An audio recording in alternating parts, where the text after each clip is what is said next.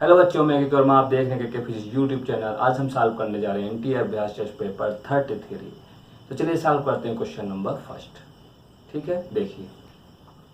According to Bohr theory, the time average magnetic moment of hydrogen atom due to the motion of electron in nth orbit is proportional to. ठीक है, तो कहा गया जो magnetic moment of electron है वो किस बात पर डिपेंड करेगा, एन पर या एन इनवर्स पर या एन की पावर -3 पर या एन की पावर 3 पर। तो देखिए, magnetic moment due to revolving electron. Okay, magnetic moment due to revolving electron के लिए फॉर्मूला होता है EV/2। क्लियर।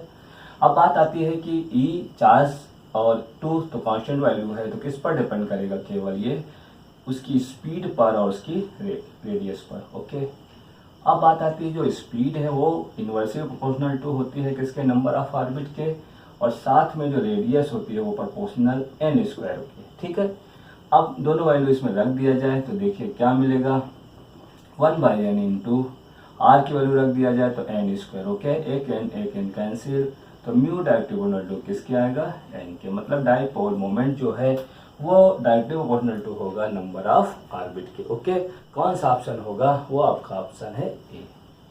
तो ए इज द करेक्ट आंसर। ठीक है, तो चलिए सॉल्व करते हैं क्वेश्चन नंबर 2। क्वेश्चन नंबर 2 देखिए क्या दिया गया है। An excited helium ion emit 2 photon with wavelength 108.5 nanometre and 30.4 nanometre making a transition to ground state. The quantum number n corresponding to its initial excited state. Okay, चलिए देखते हैं क्या क्या दिया है गिवन वैल्यू। λ1 इक्वल टू दिया हुआ है 108 पॉइंट कितना बेटा 5 नैनोमीटर। क्लियर। ओके,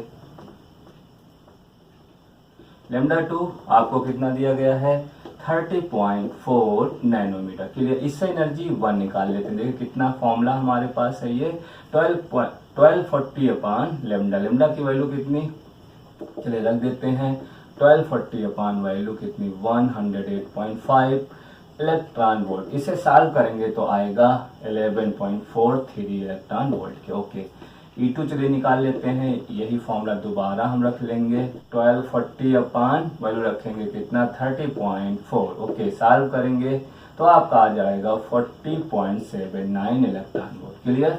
चलिए टोटल एनर्जी निकालते हैं, तो E इक्वल टू क्या होगा E1 plus E2। Clear. 11.43 plus 40.79। Okay, चलिए सॉल्व करते हैं, तो ये 9 3 12 हो जाएगा। ओके, अब ये 7 और 4 जब ऐड करेंगे तो ये आपका 12 हो जाएगा। आपका ये 4 है, ये आपका 1 और ये 2 और ये 5। ओके, तो 52.22 हो जाएगा। ठीक है। ओके, ये किस में आ जाएगा, इलेक्ट्रॉन वोल्ट में। अब चलिए हम ग्राउंड ट्रांजिशन एनर्जी लिखते हैं, ट्रांजिशन एनर्जी। ओके, क्या फॉर्मूला होता है देखिए, equal to 13.6 Z square 1/n1 square minus 1/n2 square. Okay, चलिए वैल्यू रखते हैं। देखिए कितना दिया हमें 52.22 इक्वल टू 13.6, और ये हीलियम के लिए कितना होता है 2। ग्राउंड में 1 लेते हैं, 1 का स्क्वायर 1 ही रहेगा और ये n स्क्वायर। क्लियर।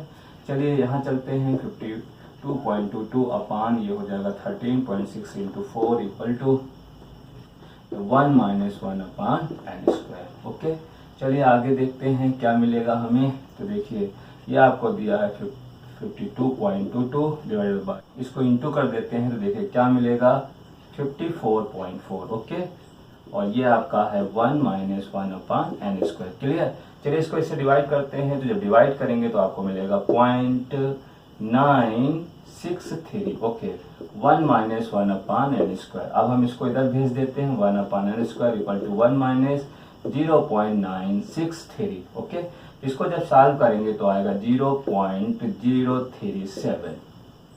ओके, अब हम निकालते हैं n स्क्वायर, तो बनेगा 1/037 के।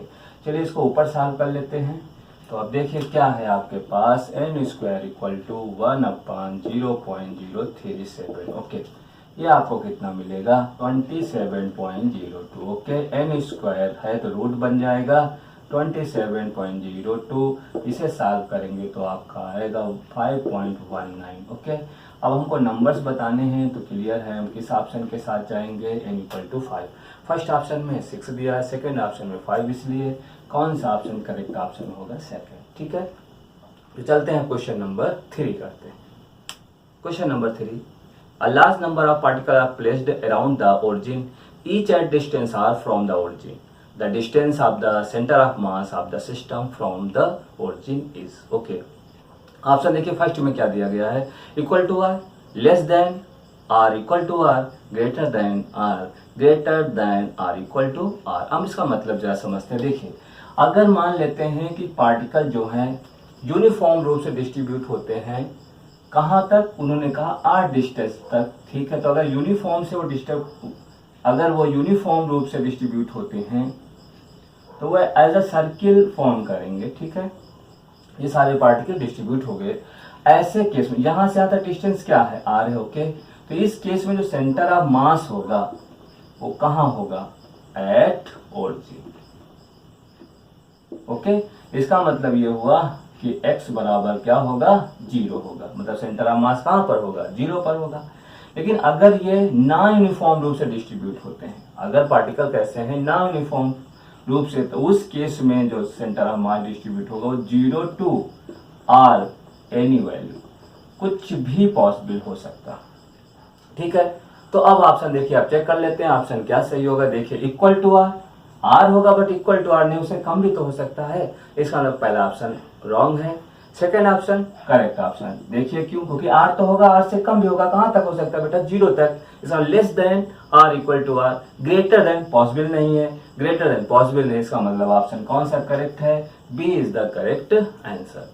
क्वेश्चन नंबर 4 देखिए क्या दिया गया है, proton moving with the velocity of 1.25 × 10⁵ meter per second collide with the stationary helium atom. Okay, the velocity of a proton after the collision is, okay. देखिए, प्रोटॉन की वेलोसिटी भी है, नोट कर लेते हैं। तो ये वेलोसिटी आपको दी है 1.25 × 10⁵ मीटर पर सेकंड। ओके, और ये आपको क्या दिया बेटा, प्रोटॉन। ओके, दूसरा है हीलियम। हीलियम जो है वो रेस्ट में है, इसमें है रेस्ट में, इसका मतलब शायद आप समझ गए, U2 की वैल्यू हम क्या ले लेंगे, 0। मास मान लेते हैं इसका m है, तो इसको हम क्या लिख सकते हैं बेटा, 4m। ओके, क्योंकि मास ऑफ हीलियम जो है प्रोटॉन के मास का कितना होगा, 4 टाइम्स होगा। ठीक है, तो चलिए हम फॉर्मूला लिखते हैं। पूछा गया है कि कोलिजन के बाद प्रोटॉन की वेलोसिटी क्या होगी। देखिए बेटा, velocity of a proton after collision, okay. देखिए क्या होगी, अब यहाँ पर हम पार्टिकल मान के अगर फॉर्मूला लिखें तो फॉर्मूला आपने पढ़ा होगा, क्या था, m1 माइनस m2 अपान m1 प्लस m2, ओके, और इंटू u1 प्लस 2m2 अपान m1 plus m2 into u2। Okay, देखिए u2 की वैल्यू क्या दी है, 0, इसलिए पूरा पोर्शन ये क्या हो जाएगा, 0। तो वैल्यू रखते हैं फटाफट। देखिए, इसका मास है माइनस 4m अपान m plus 4m, okay, into 1.25 × 10⁵ इसको सॉल्व करते हैं तो माइनस 3m अपान कितना हो जाएगा, 5m इंटू 1.25 × 10⁵ m से m कैंसिल, इसको इससे काट देते हैं। देखिए क्या आएगा, 0, ये 2 टाइम्स और ये 5 टाइम्स। ओके, तो आ जाएगा आपका माइनस 0.75 × 10⁵ मीटर पर सेकेंड। देखिए कौन सा ऑप्शन करेक्ट ऑप्शन होगा। तो पहले ऑप्शन में देखिए 0.75 × 10⁵ दिया, दूसरे में दिया हुआ है 7.5, दोनों सेम ऑप्शन है। अच्छा, दूसरे ऑप्शन में देखिए क्या दिया गया है, दूसरे ऑप्शन में क्या दिया, 7.5 × 10⁵, तीसरे ऑप्शन में माइनस 0.75 × 10⁵, इसलिए करेक्ट ऑप्शन कौन सा होगा, तो C is the correct answer. Okay, करते हैं क्वेश्चन नंबर 5। क्वेश्चन नंबर 5, इफ BH equal to 4 × 10⁻⁵ Tesla and BB equal to 2 × 10⁻⁵ Tesla, then the earth total field at the places। Okay, देखिए horizontal component of magnetic field आपको दे रखा है, BH मतलब horizontal component of magnetic field. Okay, कितना दिया बेटा, 4 × 10⁻⁵ टेस्ला। ओके, वर्टिकल कंपोनेंट कितना दिया हुआ है आपको, 2 × 10⁻⁵ टेस्ला। आपसे बी रिजल्टेंट पूछा गया, तो देखिए फॉर्मूला बड़ा सिंपल सा आप जानते हैं, क्या होता है बेटा कि √ BH² प्लस BB²। ओके, चलिए वैल्यू रख देते हैं फटाफट, सॉल्व। ये हो जाएगा 4 × 10⁻⁵ का whole of square plus 2 into 10 की पावर -5 का होल स्क्वायर। ओके, सॉल्व करते हैं, देखिए क्या होगा, 16 इंटू 10 की पावर -10 प्लस 4 इंटू 10 की पावर -10। ओके, ये बन जाएगा 20 इंटू 10 की पावर -10। ओके, अब देखिए ये आपका हो जाएगा 2√5 इंटू 10 की पावर -5। टेस्ला ऑप्शन देखते हैं कोई है, कौन सा option, B is the correct answer. तो चलिए बेटा देखते हैं क्वेश्चन नंबर 7। देखिए क्या कहा गया है, if sigma 1 sigma 2 and sigma 3 are conductance of 3 conductor, they are the equivalent conductance when they are joint in series will be. तो देखिए आप लोग कैसे से सॉल्व करेंगे, तो देखिए वी नो डैट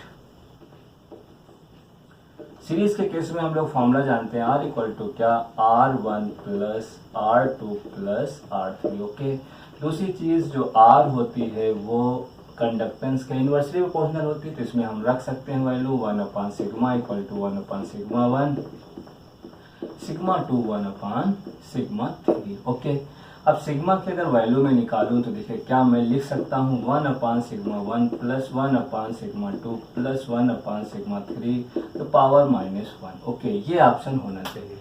तो देखिए कोई ऑप्शन नहीं है, तो इसलिए कौन से ऑप्शन के साथ जाना पड़ेगा, D, none of these, none of these. अगर आप इसको टिक करते हैं तो देखिए अगर सेकेंड ऑप्शन के साथ जाते हैं तो ये वास्तव में 1 सिग्मा, जब से आपसे पूछा क्या गया है, केवल सिग्मा पूछा गया है, कंडक्टेंस पूछा गया, तो कंडक्टेंस का फॉर्मूला क्या होगा, 1 sigma 1 plus 1 sigma 2 plus 1 sigma 3 तो पावर -1। ओके, अब करते हैं क्वेश्चन नंबर 8। देखते हैं क्या दिया गया है, 4 microfarad capacitor is charge to 400 volt and then its plates are joined through a resistance of 1 kilo ohm, then heat produced in resistance is। Okay, देखिए कैपेसिटर एक दिया है बेटा, कितना दिया है, 4 माइक्रोफैराड का, इसको हम लिख सकते हैं 4 इंटू 10 की पावर -6 फैराड। इसे चार्ज कितना किया गया है, 400 वोल्ट पे इसे चार्ज किया गया। तो सबसे पहले एक काम कर लेते हैं, इसमें कितनी एनर्जी स्टोर होगी उसे फाइंड कर लेता हूँ। तो देखिए क्या होगा, ½ CV², क्योंकि जब किसी कैपेसिटर को चार्ज करोगे तो उसमें एनर्जी स्टोर होगी, तो इसे फाइंड करते हैं पहले। तो 1/2 इंटू 4 इंटू 10 की power -6 into 400 into 400, clear. Okay, ये 2 हो जाएगा, ये हो गया 2 इंटू 10 की पावर -6 इंटू ये हो गया आपका 16 इंटू 10 की पावर 4, ये आपका हो गया 32 इंटू 10 की पावर -2। ओके, इतना जूल आपका ये आ गया, ठीक है। या हम इसको ऐसे भी लिख सकते हैं 0.32 जूल के। अब देखिए रेजिस्टेंस क्या करेगा, जितनी एनर्जी कैपेसिटर के अंदर स्टोर होगी वही एनर्जी यूज कर लेगा, इसका मतलब ये स्टोर एनर्जी ही कन्वर्ट हो जाएगी किसमें, हीट एनर्जी में, क्लियर है। तो यही एनर्जी क्या होगी, कंज्यूम होगी, किस फॉर्म में, हीट के फॉर्म में। This energy is converted into heat energy in resistance। Okay, इसलिए हीट एनर्जी का जो आंसर होगा उसे आप क्या लिखेंगे, 0.32 जूल। ओके, कौन सा ऑप्शन करेक्ट है, D is the correct answer. Okay, question number 9। Question number 9 देखते क्या दिया गया है, in the circuit shown if the 10 ohm resistance is replaced by 20 ohm then the amount of current from the battery will be. Okay, चलिए पहले circuit बना देते हैं। यहाँ 4 एम्पीयर का करंट है, रेजिस्टेंस देखिए ये 3, ये 8, ये कितना दिया बेटा 24 और ये दिया है 9 और यहाँ पर दिया गया 10 ओम। अब देखिए अकॉर्डिंग टू क्वेश्चन, क्या क्वेश्चन बताया गया कि अगर इसको रिप्लेस कर दिया जाए कितने से, 20 ओम से, तो पूछा गया है इस करंट में क्या चेंज आएगा। ठीक है, सबसे पहले काम कर लेते हैं, देख लेते हैं सर्किट बैलेंस है या नहीं बैलेंस। तो बैलेंस और कैसे चेक करेंगे, इसका इससे इंटू करिए और ये बराबर होना चाहिए इसके इंटू के। अगर ऐसा है तो बैलेंस है, देखिए 72 आएगा, 72 मतलब ये क्या है, बैलेंस्ड। अगर सर्किट बैलेंस है तो जो 10 ओम में जो होगा करंट वो कितना होगा, 0। ओके, अगर यहाँ करंट 0 है तो इस पर कोई चेंज ही नहीं होगा, अगर कुछ भी यहाँ चेंज किया जाए इस करंट में कोई चेंज नहीं होगा। इसका मतलब कितना आंसर होगा, 4 एम्पियर ही करंट ऑप्शन में आएगा। तो चलिए चेक करते हैं कौन सा ऑप्शन होगा। देखिए फर्स्ट ऑप्शन में दिया गया है 10 एम्पियर, दूसरे ऑप्शन में 4, तीसरे में 8 और अगले में 2। तो बोलिए कौन सा ऑप्शन होगा? बी। तो B is the correct answer. ठीक है, अब करते हैं क्वेश्चन नंबर 10। क्वेश्चन नंबर 10 देखिए क्या दिया गया है। A current I is uniformly distribute over the cross section of a long hollow cylinder wire of inner radius R1 and outer radius R2। Magnetic field B vary with the distance R from the axis of cylinder as. Okay, देखिए figure बना लेते हैं तो आपको समझ में आ जाएगा अच्छे से। ये एक सिलेंडर है, हॉलो सिलेंडर। ओके, ये हॉलो सिलेंडर दिया गया, ठीक है, ये देख लीजिए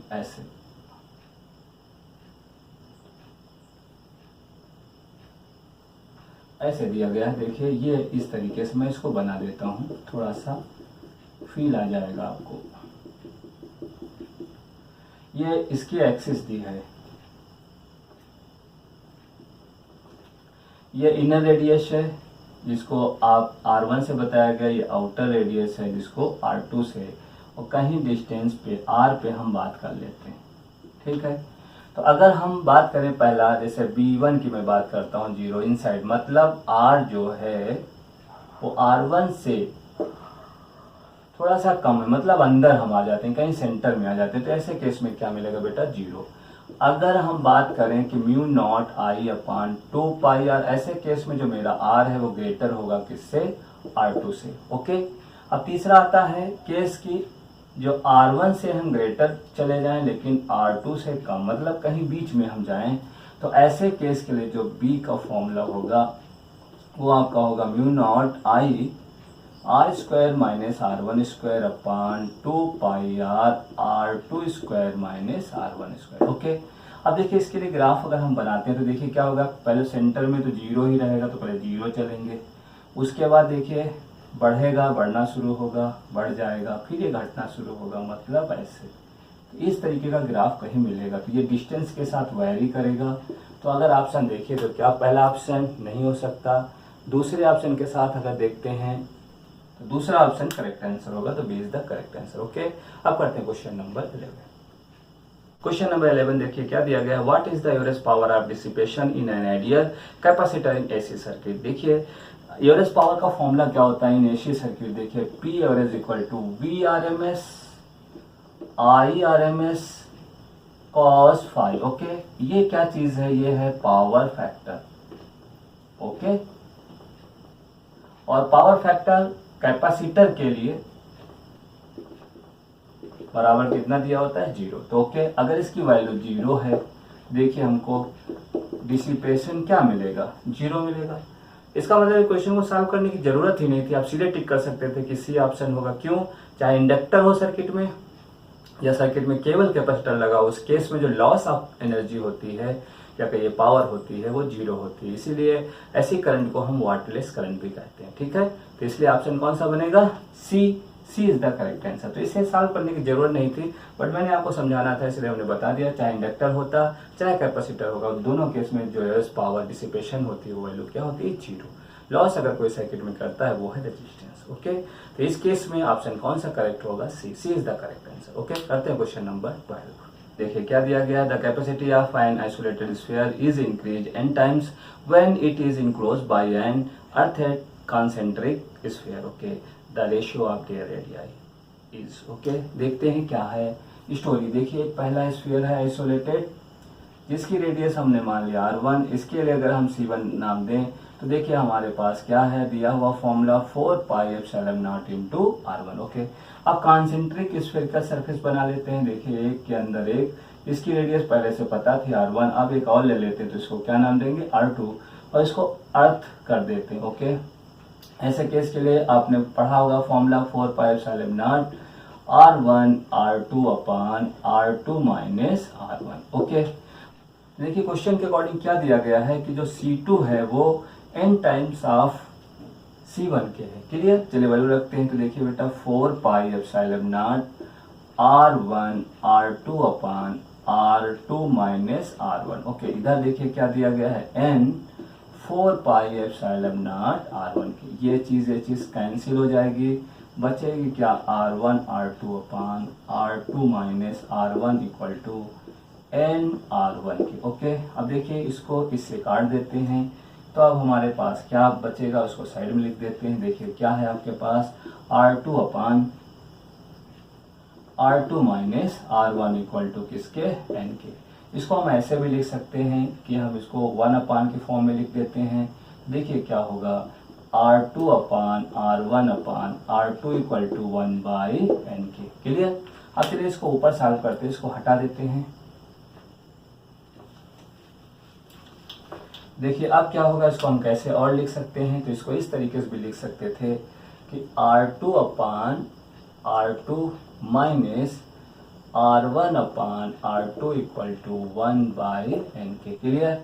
ये चीज़ कैंसिल हो जाएगी, 1 minus r1 upon r2 equal to 1 by n। Okay, अब चलिए इसको सॉल्व करते हैं, तो क्या मुझे मिल जाएगा, ये मिलेगा r1 अपान r2। ओके, अब देखिए ये चीज़ इधर चली जाएगी, तो 1 माइनस 1 अपान n, इसको चलो सॉल्व कर लेते हैं, बनेगा n माइनस 1 बाई n।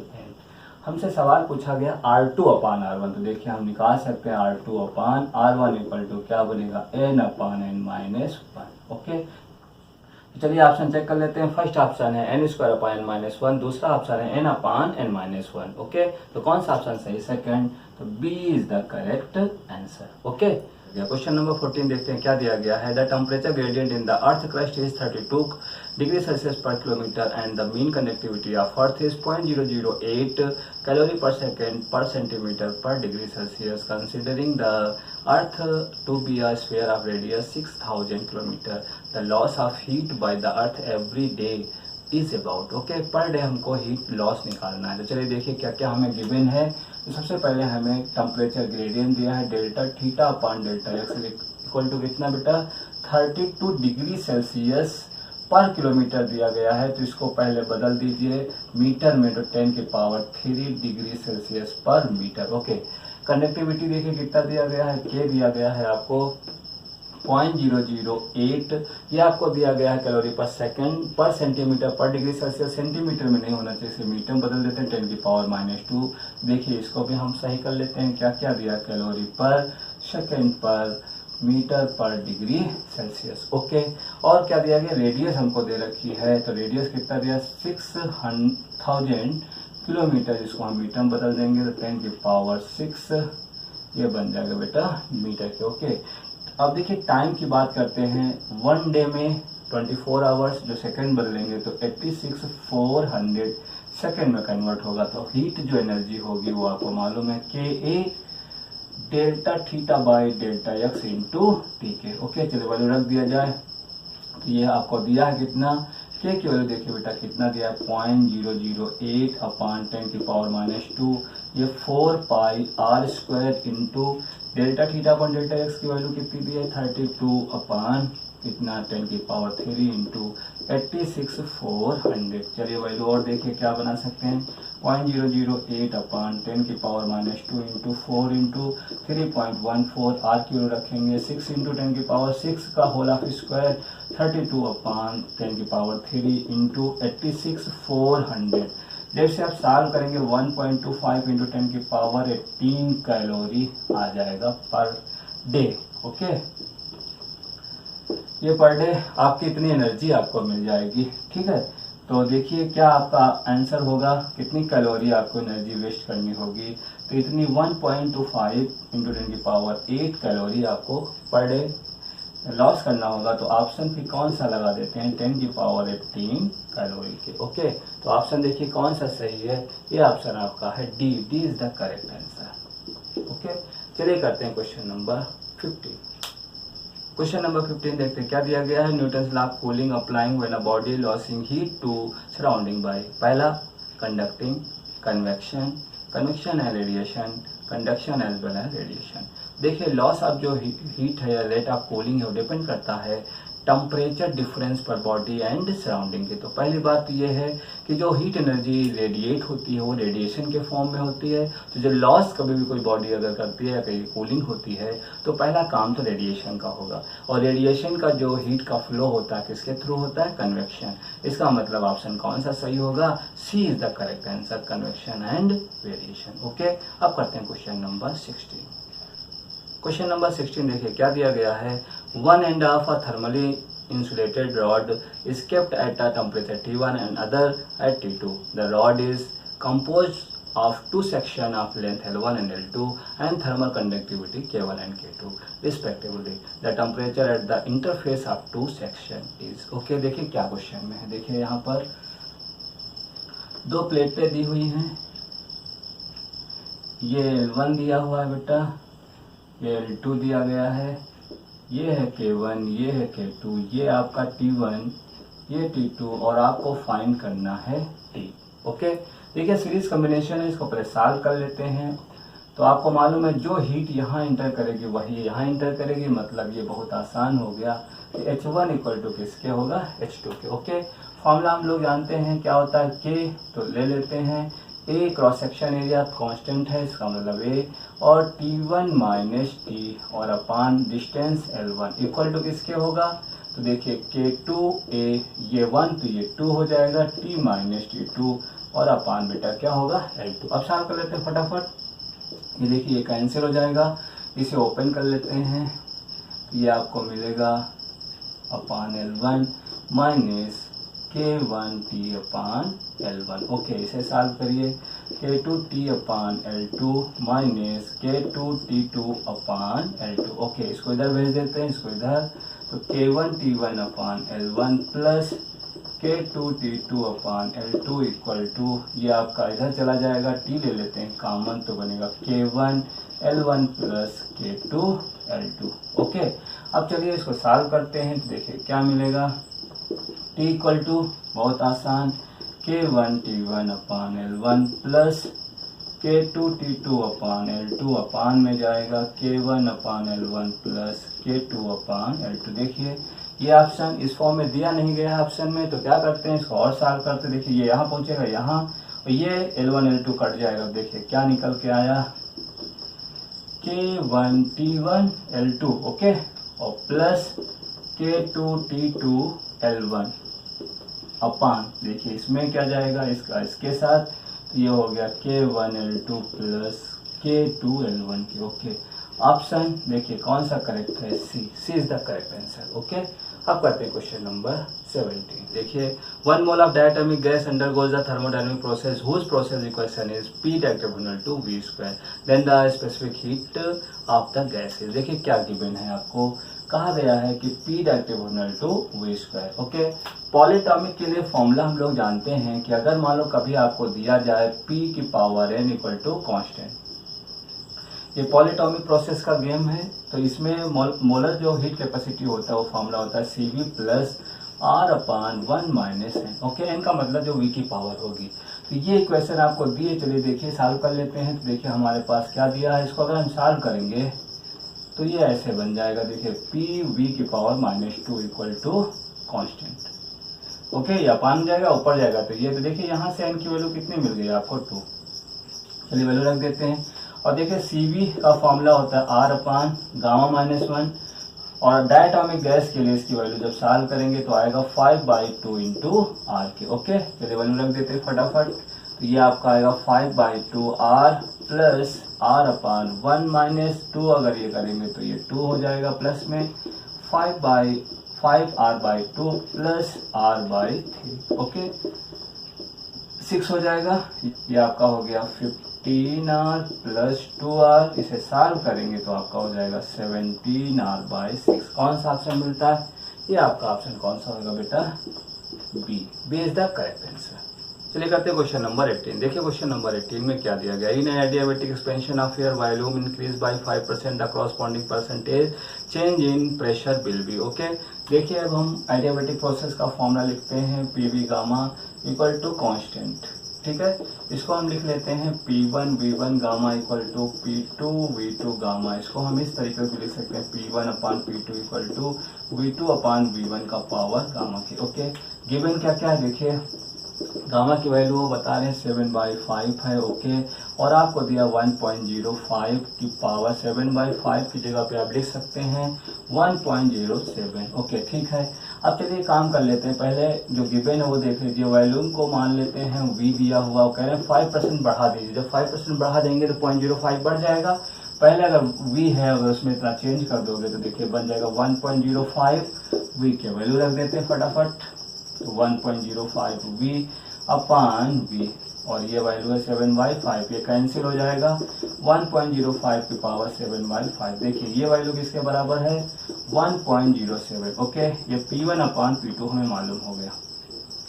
अब हम निकाल सकते हैं pressure increase. Okay, percentage increase देखते हैं तो क्या हमें मिलेगा, देखिए P2 अपान P1 माइनस 1। ओके, अब ये हमको दिया, इसको उल्टा लिख सकते हैं, अगर हम इसको पलटेंगे तो क्या निकल के आएगा, ये आएगा आपका 1 अपान 1.07 माइनस 1, इसे सॉल्व कर लेते हैं 1 और इंटू 100। ओके, इंटू 100, तो इसे सॉल्व करेंगे तो ये आपका आ जाएगा कितना, आपका आएगा 0.07 इंटू 100 के। ओके, तो चलिए इसको सॉल्व करते हैं तो आएगा 6.57%, जिसको हम 7% के बराबर ले सकते हैं। इसलिए कौन सा ऑप्शन इसका होगा, ए जो होगा करेक्ट आंसर होगा। ठीक है, ओके, करते हैं क्वेश्चन नंबर 90। देखते हैं क्या दिया हुआ है। Two long parallel conductor carrying a current I and 2I in the same direction. Okay, the magnetic induction at a point exactly midway between them is B. Okay, if the current in the first conductor reverse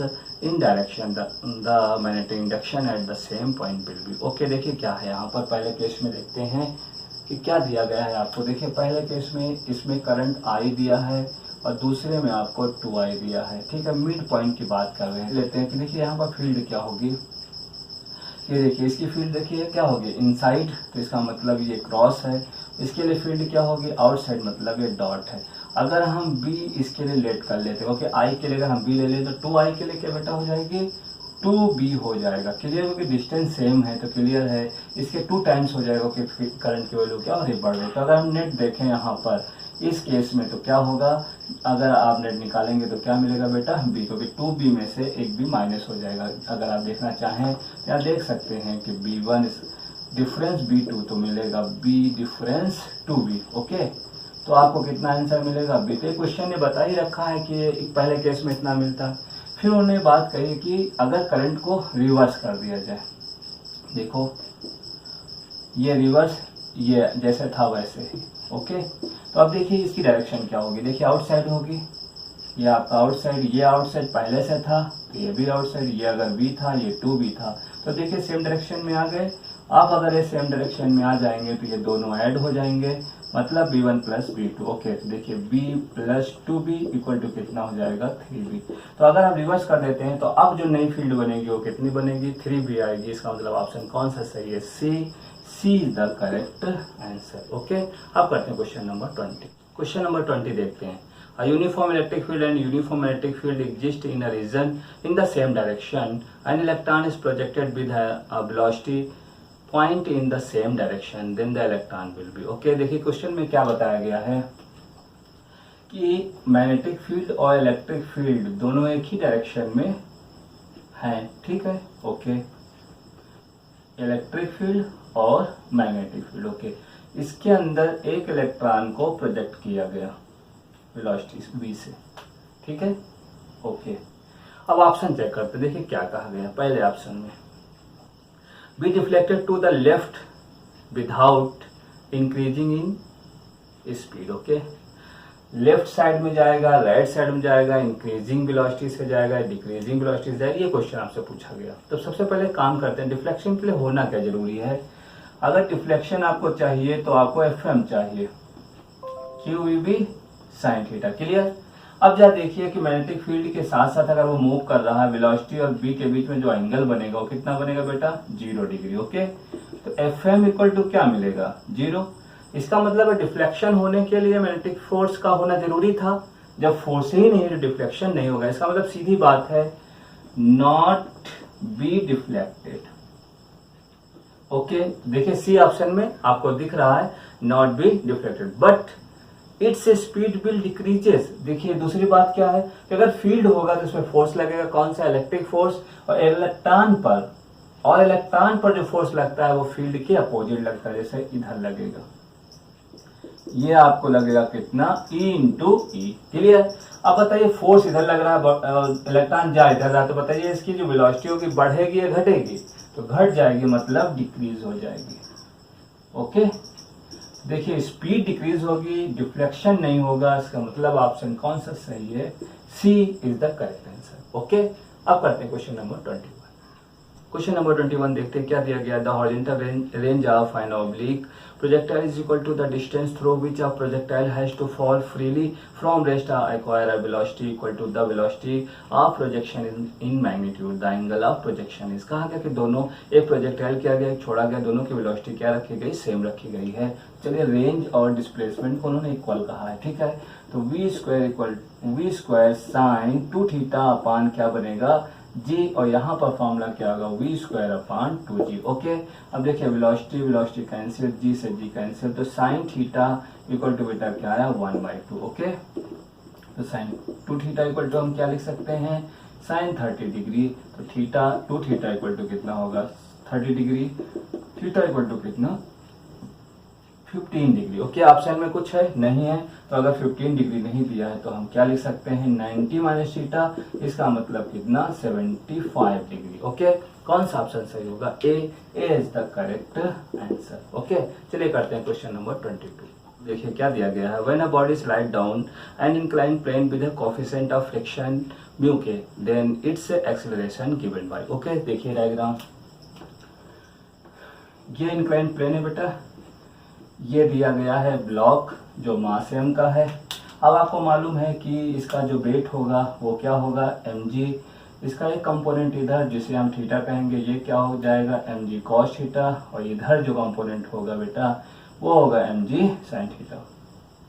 और ये जो है normal body आ कहाँ रही, नीचे, यही हमें find करना है। और पीछे की तरफ हमें क्या मिलेगा, फ्रिक्शन किसके बराबर होगा, म्यू एन के। इसको तुरंत यहीं पर सॉल्व कर देते हैं, म्यू के mg cos थीटा। ओके, अब देखिए इस पे जो नेट फोर्स लगेगा जरा उसको देखते हैं। एफ नेट इक्वल टू किसके होगा, mg sin theta equal to किसके बेटा, म्यू के mg cos थीटा के। क्लियर, ये आपका एम ए हो जाएगा, mg कॉमन ले लीजिए, तो देखिए क्या बनेगा, साइन थीटा माइनस म्यू के cos थीटा। ओके, अब देखिए m से m कैंसिल हो जाएगा, a इक्वल टू आएगा g sine theta minus mu के cos थीटा। ऑप्शन देखिए कौन सा करेक्ट, ये आपका ऑप्शन बनेगा आपका, देखिए g sine theta minus mu के cos theta. Okay, option D is the correct answer. Okay, करते हैं क्वेश्चन नंबर 23। देखिए क्या दिया गया, block B is pushed momentarily along a horizontal surface with the initial velocity v. If mu is the coefficient of sliding friction between B and the surface, then the block B will come to rest after time t. Okay, देखिए क्या question में है, एक block है जो initial velocity v से चलता है, फाइनली वो रेस्ट में आ जाता है। ओके, मतलब फाइनल वेलोसिटी क्या है 0, और इनिशियल वेलोसिटी को उन्होंने v के बराबर ले लिया। कोई बात नहीं, आपसे टाइम पूछा गया। देखिए वेलोसिटी का फॉर्मूला आपको मालूम है, ये 80 होता है। क्लियर, तो अगर फाइनल वेलोसिटी 0 है तो u रिटार्डेशन में जाएगा, ये 80, तो ये आपका आएगा 80 इक्वल टू क्या u, तो t equal to u by क्या a। तो u की वैल्यू कितनी बेटा दी है, v बाई a। ओके, ये हम फॉर्मूला। अब देखिए अगर हमें एक्सेलरेशन मिल जाए तो मेरा काम बन जाएगा। तो देखिए क्या फॉर्मूला होता है, फार इक्वल टू किसके होता है, म्यू mg के। अब आप देखिए m into a equal to किसके, म्यू mg के, m से m cancel, a equal to बेटा किसके होगा, म्यू जी के। ओके, तो ये तो क्लियर है, याद भी होना चाहिए, डायरेक्ट यूज कर सकते थे हम लोग। तो t इक्वल टू क्या होगा, v अपान म्यू इंटू जी के। देखते हैं ऑप्शन कौन सा करेक्ट है, तो ऑप्शन चेक कर लेते हैं। देखिए फर्स्ट ऑप्शन में क्या गया, mu g upon v, second option में g by v, third option में v by g, fourth option में कहा गया v upon mu g. Okay, तो कौन सा ऑप्शन करेक्ट होगा, D is the correct answer. Okay, अब करते हैं क्वेश्चन नंबर 24। देखते हैं क्या दिया गया, when a radioactive isotope 88R228 decay in series by the emission of 3 alpha particle and beta particle, then isotope finally form। Okay, देखिए कोई R न्यूक्लियस दिया हुआ है, एटॉमिक नंबर कितने दिए हैं 88, एटॉमिक मास कितना दिया गया है 228। ओके, पहले 3 अल्फा पार्टिकल निकलते हैं, तो मान लेते हैं x बनता, क्लियर। अगर x बनता 3 अल्फा पार्टिकल निकलते हैं तो ऊपर कितने की कमी आ जाएगी, देखिए 280 में माइनस कितना 4, एक पे कम होता है 3, तो 12 कम हो जाएंगे। तो देखिए क्या मिलेगा आपको यहाँ पर, अगर 12 आप कम कर देते हैं तो मिलेगा आपको कितना 216। ओके, और नीचे 2 की कमी हो जाती थी तो आपको मालूम है यहाँ 2 माइनस करेंगे तो 3 है तो कितने हो जाएंगे आपके पास 6। ओके, तो ये कितना बचेगा 82। ओके, अब उन्होंने कहा है कि बीटा पार्टिकल भी यहाँ से रिलीज कर देते हैं, तो एक बीटा पार्टिकल रिलीज कर देते हैं। देखिए ऊपर वेट में कोई चेंज नहीं होता, इतना ही रहेगा, बट देखिए नीचे क्या होगा, आपके पास अगर 1 है तो इसमें 1 बढ़ जाएगा तो कितना आ जाएगा 83। ओके, तो कौन सा ऑप्शन आपको मिल रहा है, देखिए ये ऑप्शन आपका करेक्ट ऑप्शन होगा कि 216 और 83, तो ऑप्शन कौन सा है, C is the correct answer. Okay, अब करते हैं क्वेश्चन नंबर 25। क्वेश्चन नंबर 25 देखिए क्या कहा गया, in the following nuclear reaction x stand for. Okay, एक रिएक्शन दी गई है, न्यूक्लियर रिएक्शन। देखिए क्या कहा गया है, न्यूट्रॉन प्रोटॉन में कन्वर्ट हो रहा है, बीटा पार्टिकल या इलेक्ट्रॉन निकल रहे हैं, और पूछा गया एक्स क्या होगा। तो आपको बताया था मैंने, या आप पढ़े होंगे इसको, कि अगर आप प्रोटॉन में कन्वर्ट कर रहे हैं तो बीटा पार्टिकल के साथ एक उसका एंटी पार्टिकल होता है, जिसे हम एंटी न्यूट्रिनो कहते हैं। ये आपका जो है इसका नाम है एंटी न्यूट्रिनो। ओके, तो अब आपके पास ऑप्शन क्लियर हो गया, कौन सा ऑप्शन सही है, D is the correct answer. Okay, करते हैं क्वेश्चन नंबर 26। क्वेश्चन नंबर 26 देखिए, a horizontal platform with an object placed on it is executing SHM in the vertical direction. The amplitude of oscillation is 2.5 centimeter. What must be the least period of this oscillation so that the object is not detached? Okay, अब देखिए question में क्या क्या given है। देखो बेटा, A equal to आपको दिया 2.5 सेंटीमीटर, जिसको आप लिख सकते हैं 2.5 इंटू 10⁻²मीटर के। देखिए SHM के लिए फॉर्मूला क्या होता है बेटा, F equal to minus kx। Okay, maximum force की बात हम करेंगे, for maximum force. Okay, the attached अगर करना है तो मैक्सिमम फोर्स लगाना पड़ेगा, तो F इक्वल टू माइनस के इंटू ए। देखिए हम यहाँ पर मैग्नीट्यूड की बात करेंगे तो इसलिए माइनस साइन हटा देते हैं, तो हमारा x जो है किसमें कन्वर्ट हो जाएगा, ए में, क्योंकि जब मैक्सिमम की बात करते हैं उस केस में जो डिस्प्लेसमेंट है वो एम्पलीट्यूड के क्या होगा, बराबर। ओके, जो फोर्स का फॉर्मूला होगा हैंगिंग के केस में mg होता है, ये आपका आ गया ka। ओके, ओमेगा का जरा फॉर्मूला देख लेते हैं, ओमेगा का फॉर्मूला होता है बेटा k/m। ओके, यहाँ से हम निकाल सकते हैं k की वैल्यू, k इक्वल टू क्या होगा, m ओमेगा स्क्वायर। ओके, चलिए वैल्यू रखते हैं, तो mg equal to m omega square into a, mm cancel, omega square अब इक्वल टू क्या आएगा, g/a। ओके, इसे सॉल्व करते हैं तो ओमेगा बराबर क्या होगा, √g/a। अगर इसे आप सॉल्व करेंगे तो 2π/t बराबर आएगा g/a के। तो देखिए t का फॉर्मूला बन गया 2π√g/, उल्टा हो जाएगा a/g के। ओके, चलिए वैल्यू रखते हैं, तो 2π√a की वैल्यू बेटा कितना, 2.5 इंटू 10⁻², और g की वैल्यू कितनी होगी 10। ओके, इसे जब सॉल्व करेंगे तो ये बन जाएगा 0.25 इंटू 10⁻²। ओके, देखिए अब वैल्यू क्या आ जाएगी, 2π इंटू 0.5 इंटू 10⁻⁻1। इसे हम क्या लिख सकते हैं, इसको हम लिख सकते हैं 2π इंटू 0.05, इसको आप लिख सकते हैं 0.1π या π/10। ओके, देखिए कौन सा ऑप्शन सही है, C is the correct answer. Okay, अब क्वेश्चन नंबर 27 देखिए क्या दिया गया, in a second pendulum the mass of the bob is 30 gram, if it is replaced by 90 gram of mass then it time period will be. Okay, देखिए time period पूछा गया है pendulum के लिए, सेकंड पेंडुलम के लिए। तो सबसे पहली बात तो टाइम पीरियड आपको याद ही होगा, याद होना चाहिए कि सेकंड पेंडुलम के लिए टाइम पीरियड कितना होता है, 2 second. Okay, 2 second time period होने के नाते इसीलिए उसका नाम पड़ गया क्या, सेकेंड पेंडुलम। ओके, अब दूसरी बात करें कि जो सेकेंड पेंडुलम है उसका अगर वेट जो है, उसका बॉब का वेट अगर 30 ग्राम से 90 ग्राम कर दिया तो क्या होगा। तो पहली बात ये समझ लीजिए कि जो टी का फॉर्मूला होता है t इक्वल टू 2π√L/g। तो टी केवल 2 बातों पर डिपेंड करता है, एक तो उसकी लेंथ पर और एक जी पर, और मास पर कभी भी डिपेंड नहीं करता। तो टाइम पीरियड जो होता है वो इंडिपेंडेंट होता है मास के, इसका मतलब है टाइम पीरियड में कोई चेंज नहीं होगा। तो इसमें करेक्ट ऑप्शन कौन सा होगा बेटा, B is the correct answer. Okay, करते हैं क्वेश्चन नंबर 28। क्वेश्चन नंबर 28 में देखिए क्या दिया गया है, In the hydrogen atom spectrum, frequency 2.7 into 10 to the power 15 hertz of electromagnetic wave is emitted when the transition take place from 2 to 1. Okay, if it moves from 3 to 1, the frequency emitted will be. Okay, देखिए क्या question में दिया गया है। अगर transition 2 से 1 में होता है तो जो फ्रिक्वेंसी आपको दी गई बेटा वो 2.7 इंटू 10 की पावर 15 हर्ट्ज है। ओके, अब अगर वो कह रहे हैं कि अगर आप ट्रांजिशन 3 टू कहाँ कर दें 1 में, ओके, तब आपसे कह रहे हैं फ्रिक्वेंसी क्या होगी। क्लियर। अब देखिए एनर्जी का जो फॉर्मूला आप जानते हैं एच न्यू होता है, और अगर हम इलेक्ट्रॉन वोल्ट में देखें 3.6 Z square 1/n1 square minus 1/n2 square होता है। क्लियर।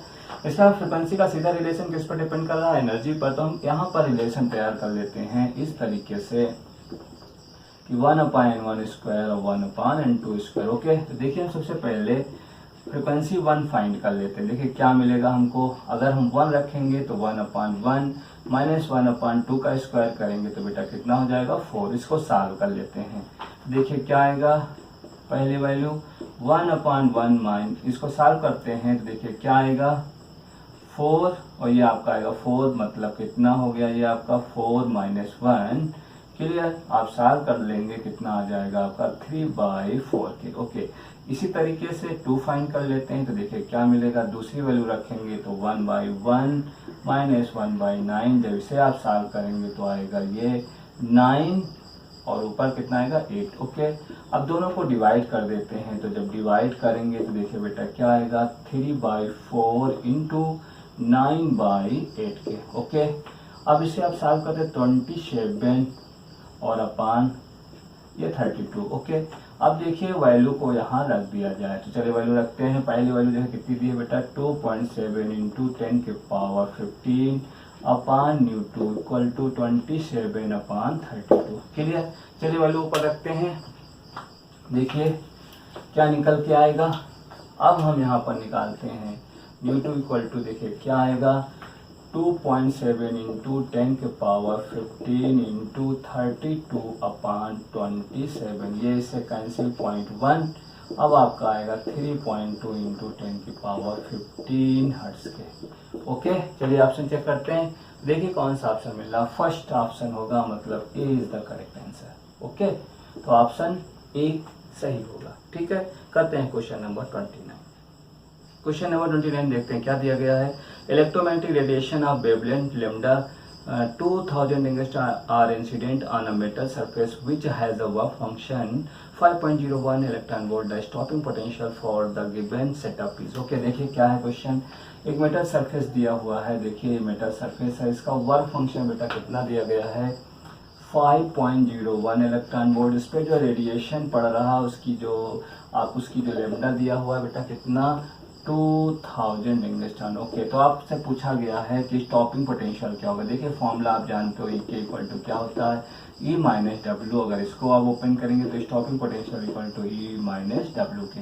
ओके, तो डब्ल्यू हमें मालूम है, हमें केवल E फाइंड करना, तो E का फॉर्मूला हम लिख लेते हैं 12400 इलेक्ट्रॉन वोल्ट एंगस्ट्रॉम अपान लैम्डा। ओके, चलिए रख देते हैं वैल्यू। तो ये ईवी एंगस्ट्रॉम अपान कितनी वैल्यू आपको दी रखी है 2000 एंगस्ट्रॉम। एंगस्ट्रॉम से एंगस्ट्रॉम कैंसिल, 2 0 से 2 0 कैंसिल। देखिए बेटा 10 आ गया, ये आपका आ जाएगा, ये आपका बन गया 6.2 इलेक्ट्रॉन वोल्ट के। ओके, चलिए वैल्यू रखते हैं, तो ईवी नॉट इक्वल टू ये वैल्यू आपके पास 6.2, और यहाँ पर वैल्यू आपको बेटा कितना दिया 0.01 इलेक्ट्रॉन वोल्ट। अब देखिए 6.2 में माइनस कर लेते हैं, 6.2 में से माइनस करेंगे कितना 5.01, तो देखिए यहाँ पर कितना बनेगा 9, ये 1.1, मतलब आंसर 1.19 इलेक्ट्रॉन वोल्ट आएगा। आपसे पोटेंशियल पूछा गया तो ई से ई कैंसिल हो जाएगा, stopping potential equal to 1.19 volt के। कौन सा ऑप्शन है देखते हैं, तो ये ऑप्शन कौन सा बेटा है फर्स्ट, मतलब A is the correct answer.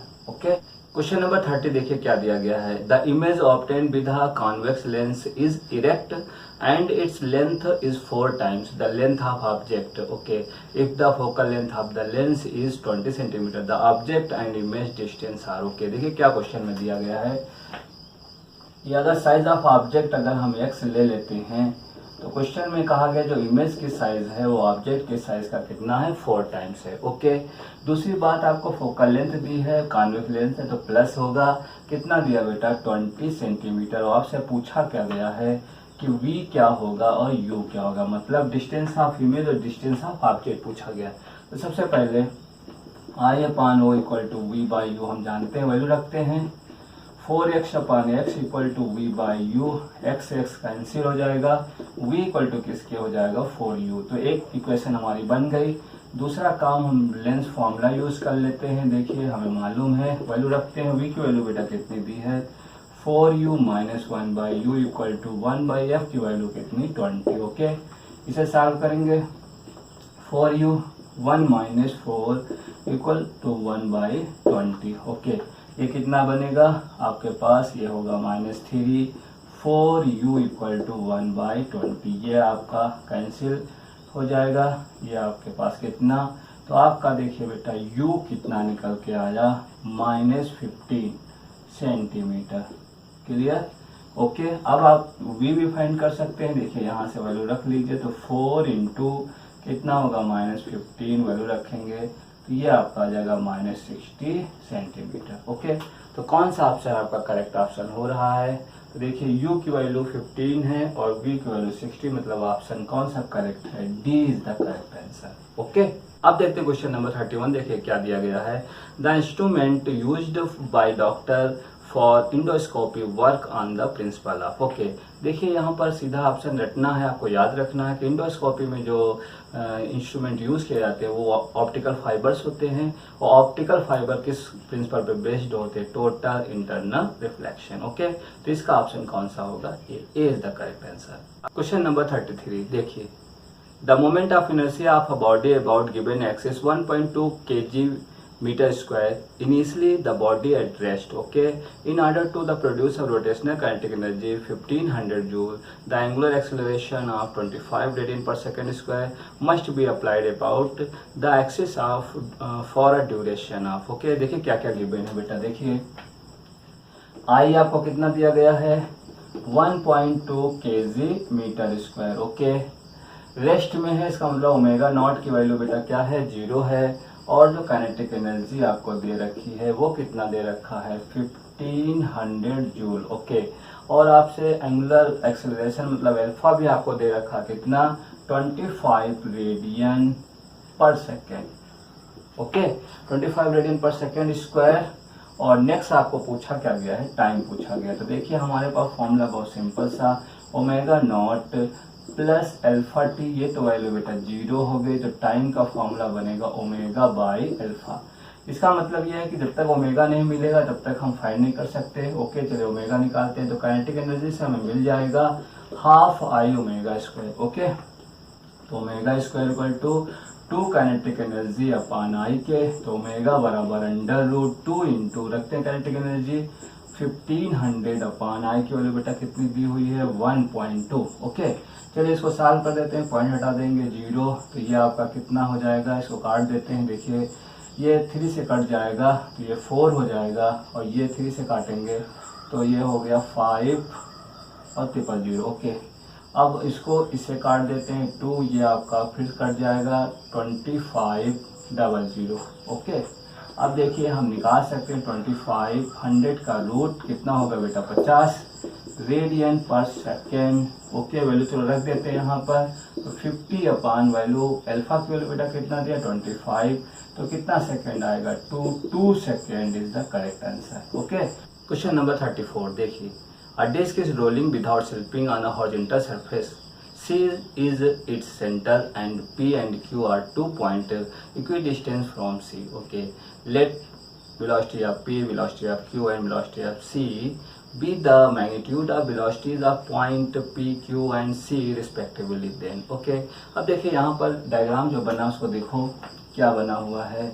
एक डिस्क है, रोल कर रही है, स्लाइड नहीं कर रही। एक पॉइंट आपका C है, एक पॉइंट P है, और एक पॉइंट बेटा क्या है, ये आपका Q था। ओके, और ये जो पॉइंट है वो P। अब देखिए अगर हमें वेलोसिटी निकालनी है तो R ओमेगा पर डिपेंड, क्योंकि ओमेगा तो सबका सेम होगा, R जैसे जैसे अलग होगा। तो देखिए R सबसे ज़्यादा किसका है Q का, उससे कम सी का और सबसे कम बेटा किसका है, पी पॉइंट का। ओके, इसका मतलब जिसका आर ज्यादा होगा उसकी वेलोसिटी होगी, ओमेगा तो सबके लिए कॉमन होगा, कांस्टेंट होगा, तो इसका मतलब बहुत साफ साफ है कि वेलोसिटी ऑफ क्यू पॉइंट सबसे ज्यादा होगा, वेलोसिटी ऑफ किससे, सी से, और सी पॉइंट किससे ज्यादा होगा, वेलोसिटी ऑफ पी से। तो ऑप्शन चेक कर लेते हैं कौन सा सही है। देखिए ऑप्शन कौन सा सही है, first A is the correct answer. Okay, अब करते हैं क्वेश्चन नंबर 35। क्वेश्चन नंबर 35 देखते हैं। A solid homogeneous sphere is moving on a rough horizontal surface, partially rolling and partially sliding. During this kind of motion of this sphere, okay, क्या कह रहे हैं कि वो जो पार्शियल रोल कर रहा है, पार्शियल क्या कर रहा है, स्लाइड कर रहा है। तो आपको बताना है कौन सा ऑप्शन इसमें करेक्ट होगा। Okay, total kinetic energy is conserve, angular momentum of the sphere about the point of contact with the plane is conserve. Okay, अब यहाँ पर देखिए थोड़ी सी बात, हमें टॉर्क निकालना है। देखिए torque due to friction, due to friction force at point of contact. क्या है, जब कांटेक्ट होता है तो क्या करता है, स्लाइड करता है। स्लाइड का मतलब हुआ कि टॉर्क उस केस में क्या होगा, जीरो। ओके, अब टॉर्क का फॉर्मूला मोमेंटम के केस में हम लोग जानते हैं डीएल अपॉन डी टी। अगर ये टॉर्क जीरो हो गया बेटा, तो डीएल अपॉन डी टी को जब आप सॉल्व करेंगे तो डीएल इक्वल टू क्या आएगा, जीरो, तो एल इक्वल टू क्या मिलेगा, कांस्टेंट, मतलब कंजर्व होगा। तो किस केस में कंजर्व होगा, देखिए option B is the correct option. Okay, क्या कहा गया है, angular momentum of this sphere about the point of contact with the plane is conserve. इसी केस में जो होगा कंजर्व होगा। Total kinetic energy is conserve, wrong है, only the rotational kinetic energy नहीं। तो जिस समय कांटेक्ट होगा उसी समय केवल एंगुलर मोमेंटम कंजर्व होगा। क्लियर, क्यों ऐसा होगा कि उस केस में टॉर्क नहीं होगा। टॉर्क क्यों नहीं होगा, क्योंकि टॉर्क होने के लिए उसको घुमाना पड़ेगा, लेकिन जब बॉडी स्लाइड करेगी तो वहां रोटेट नहीं करेगी। जो रोटेट नहीं करेगी, इसकी मीनिंग साफ है कि उसकी टॉर्क की वैल्यू बेटा क्या होगी, जीरो होगी। और टॉर्क जीरो होगा, tau equal to dl upon d t होगा, जीरो रखेंगे, dl upon d t equal to क्या निकल गया, डीएल इक्वल टू क्या निकल के आएगा, जीरो। तो एल इक्वल टू क्या आएगा, कांस्टेंट। कांस्टेंट मतलब हुआ कंजर्व होना, मतलब ऐसा केस जब वो कॉन्टेक्ट पॉइंट पे होगा तब उस समय एंगुलर मोमेंटम उसका क्या होगा, कंजर्व होगा। ओके, अब करते हैं क्वेश्चन नंबर कौन सा, 36। क्वेश्चन नंबर 36 देखिए, alternating current is converted to direct current. बहुत सिंपल है यार, इस केस में एक ही ऑप्शन होगा, वो है रेक्टिफायर। रेक्टिफायर एक ऐसा डिवाइस होता है जो अल्टरनेटिंग करंट को डायरेक्ट करंट में क्या करता है, कन्वर्ट करता है। आपने पढ़ा होगा half wave rectifier and full wave rectifier. उसमें हम क्या करते थे, इनपुट में एसी लगाते थे, आउटपुट में हमें डीसी मिलता था। आपको याद होगा कि जब हम एसी इस तरीके के लगाते थे तो आउटपुट में हमें इस तरीके से क्या मिलते थे, ऑसिलेशन मिलते थे। और ये किस चीज को शो करते हैं, ये डीसी सोर्स को शो करता है, और ये किसको शो करता है, एसी को किसमें प्लस और माइनस दोनों होता है। ये करता कौन था, तो आपको मालूम है, ये काम करता है कौन, रेक्टिफायर। ओके, तो रेक्टिफायर एक ऐसा डिवाइस है जो अल्टरनेटिंग करंट को डीसी करंट में क्या करता है, कन्वर्ट करता है। अब पढ़ते हैं क्वेश्चन नंबर 37। क्वेश्चन नंबर 37 देखिए क्या दिया गया, the transistor parameters namely alpha and beta of a transistor are related as. Okay, कुछ ऑप्शन दिए हैं जिसको रिलेट करना है। तो हमें बीटा और अल्फा में रिलेशन आपको मालूम होगा कि beta equal to alpha upon 1 minus alpha. देखिए अल्फा की वैल्यू हमेशा 1 से कम होती है और बीटा की वैल्यू 1 से ज्यादा। तो देखिए ज्यादा अगर करना है तो कम से डिवाइड करना पड़ेगा, मतलब रिलेशन। अब आपको क्वेश्चन में 1 अपान के फॉर्म में दे रखा है, तो आप देखिए करते हैं इसको 1 अपान के फॉर्म में ले चलते। जब इसको ऐसे ले जाएंगे तो पलट जाएगा, तो क्या बनेगा, 1 माइनस अल्फा अपान अल्फा के। देखिए इसको हम कैसे लिख सकते हैं, तो 1 अपान अल्फा माइनस अल्फा अपान अल्फा। ओके, ये इसको इधर भेज देते हैं, तो देखिए ये क्या बन जाएगा बेटा, 1 आ जाएगा। इसको इधर भेजेंगे 1, तो आएगा 1 upon alpha minus 1 upon beta. देखिए ऑप्शन आपको मिल गया।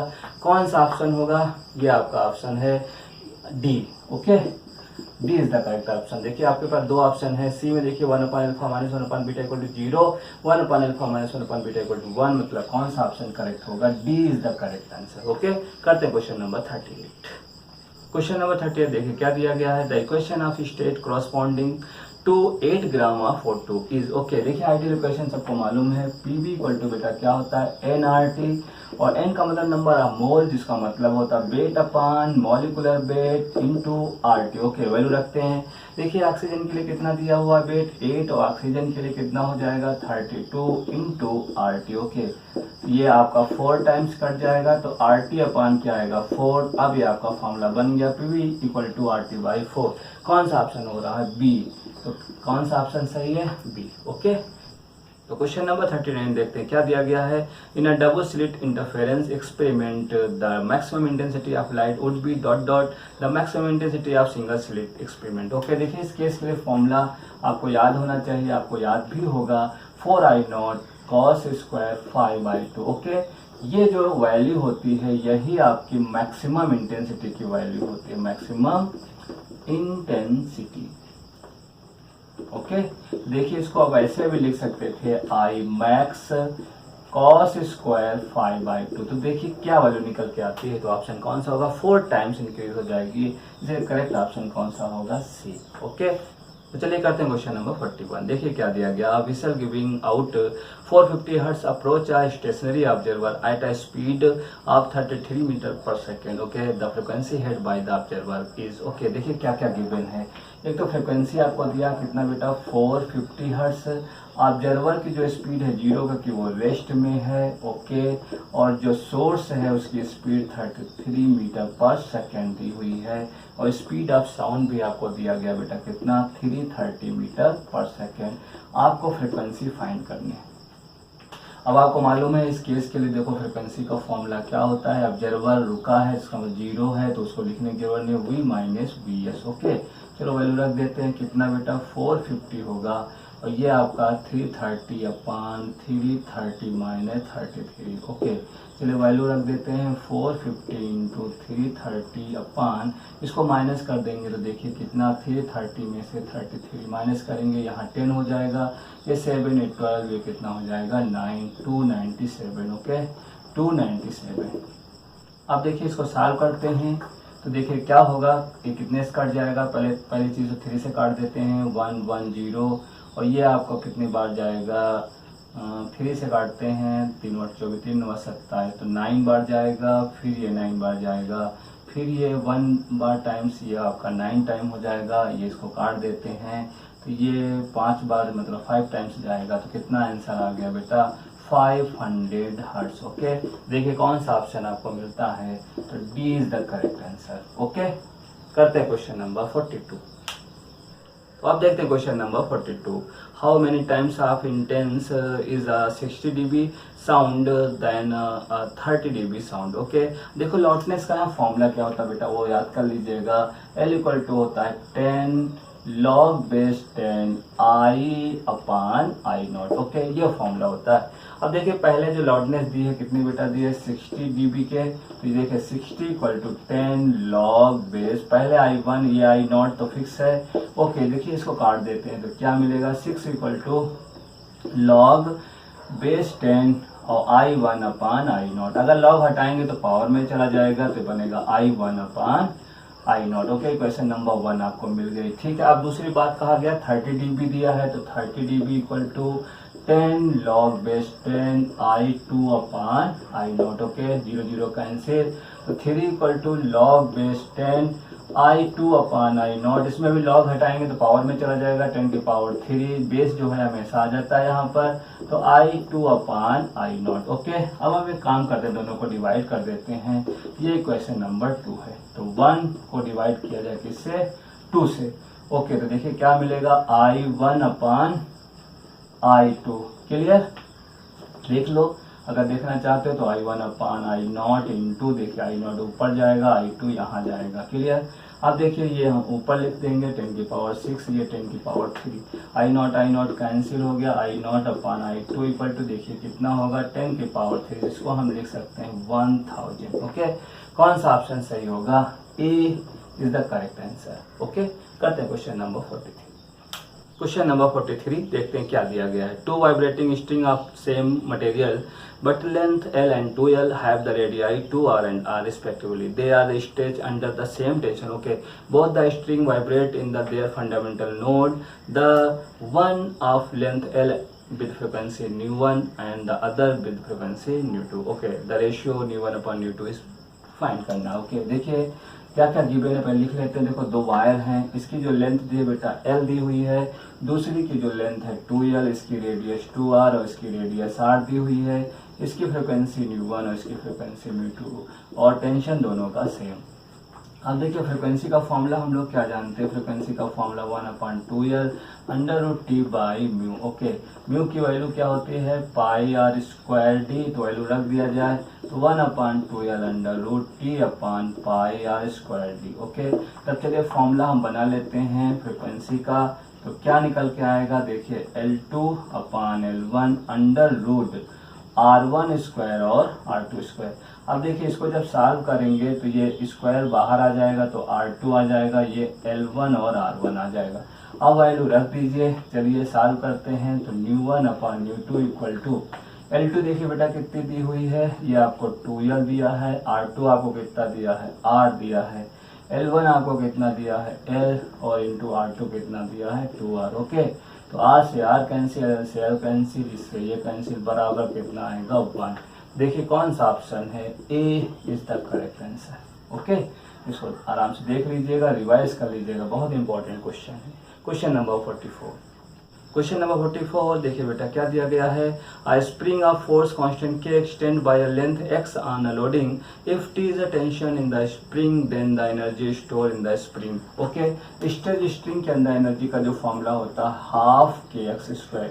दूसरा फोर्स के फॉर्म में अगर आप जाना चाहें तो ये भी लिख सकते थे F²/2K। ओके, अब देखिए फोर्स जो आपको दे रखा है वो किसके बराबर, टेंशन के, तो U इक्वल टू आपका बनेगा T²/2K। देखिए कौन सा ऑप्शन डायरेक्ट आंसर मिल जाता है, T²/2K। ऑप्शन कौन सा है, A is the correct answer. Okay, अब अगर देखना चाहें आया कैसे तो ये भी मैं बता सकता हूँ। देखिए कैसे सॉल्व किया गया था, U equal to half kx²। देखिए F इक्वल टू x होता है तो आपको मालूम है, अगर हम x की वैल्यू निकालें तो x गायब करते हैं तो F बाई बेटा क्या आएगा, k वैल्यू रख दोगे तो U equal to 1/2 into k into F²/K²। Okay, k से k कैंसिल हो जाएगा, F²/K आ जाएगा 2K। देखिए यहाँ से बना, तो ये दोनों फॉर्मूले आप अच्छे से याद करिएगा, तो कभी भी यूज हो सकता है डायरेक्ट। ओके, करते हैं क्वेश्चन नंबर 45। क्वेश्चन नंबर 45 देखिए क्या दिया गया, in given figure the ball A, okay, ball A is release from rest when the spring is at its natural length. Question number 45 में देखिए बेटा क्या दिया गया, in the figure a ball A is release from the rest when the spring is at its natural length for the block B of mass m to leave contact with the ground at some stage, the minimum mass of A must be। Okay, देखिए क्या करना है, हमें जो B block है उसका मास को find करना है। तो देखिए हमारे पास बड़ा सिंपल, अगर उसे लीव करना है तो वो किसके बराबर होना चाहिए, वो mg के बराबर फोर्स लगाए तभी वो सरफेस को छोड़ पाएगा। और ये F कहाँ से लाएंगे, तो वो तो स्प्रिंग से हमें निकालना पड़ेगा। इसका मतलब है कि पहली इक्वेशन अगर मुझे x पता चल जाए तो मेरा काम बन जाएगा। तो देखिए बॉल ए के जरिए हम निकाल सकते हैं, एनर्जी थ्योरम हम डालते हैं यहाँ पर। तो एनर्जी थ्योरम हम जानते हैं हाफ kx²। देखिए कितनी हाइट पर गया है, मान लो x हाइट पे गया तो mgx इक्वल टू बेटा क्या होगा, हाफ kx²। ओके, चलिए सॉल्व करते हैं, कुछ मिलेगा हमें यहाँ से, बहुत आसानी से मिलेगा। देखिए हम यहाँ से x की वैल्यू को फाइंड कर सकते हैं, तो x इक्वल टू बेटा क्या आएगा 2mg/k। चलिए वैल्यू रख देते हैं, जो वैल्यू रखोगे देखिए क्या आपको दिया गया था, kx equal to mg, value रखते हैं तो k इंटू 2mg/k। ओके, और m इंटू जी, k से k कैंसिल, g से g कैंसिल, तो 2m इक्वल टू m। तो स्मॉल m अगर पूछा जाता है तो आपका m/2, और अगर कैपिटल M पूछा जाता है तो 2m। देखते हैं कौन सा ऑप्शन होगा, चेक करते हैं ऑप्शन। तो देखिए ऑप्शन पहले ऑप्शन में 2m दिया गया, दूसरे ऑप्शन में m दिया गया, तीसरे ऑप्शन में m/2, इसलिए कौन सा ऑप्शन सही होगा, C is the correct answer. अब देखिए बेटे इस प्रकार से आज हमने एनटीए टेस्ट पेपर 33 कंप्लीट किया। नेक्स्ट वीडियो में हम नेक्स्ट पेपर के साथ मिलेंगे, तब तक के लिए bye bye and take care. अगर मेरे चैनल को सब्सक्राइब नहीं किया है तो सब्सक्राइब करिए, क्योंकि आने वाले टाइम में हम एक ऐसा वीडियो लेकर आने वाले हैं जिसमें हम पूरी कंप्लीट फिजिक्स को रिवाइज कराएंगे, ठीक है। जिससे क्या होगा कि आप एग्जाम से पहले बहुत जल्दी पूरे कॉन्सेप्ट को रिवाइज कर लेंगे। एक ही वीडियो में कंप्लीट फिजिक्स होगी। ओके, तो बाय बाय, टेक केयर। मिलते हैं नेक्स्ट वीडियो में नेक्स्ट पेपर के साथ और फिर रिवीजन वीडियो के साथ।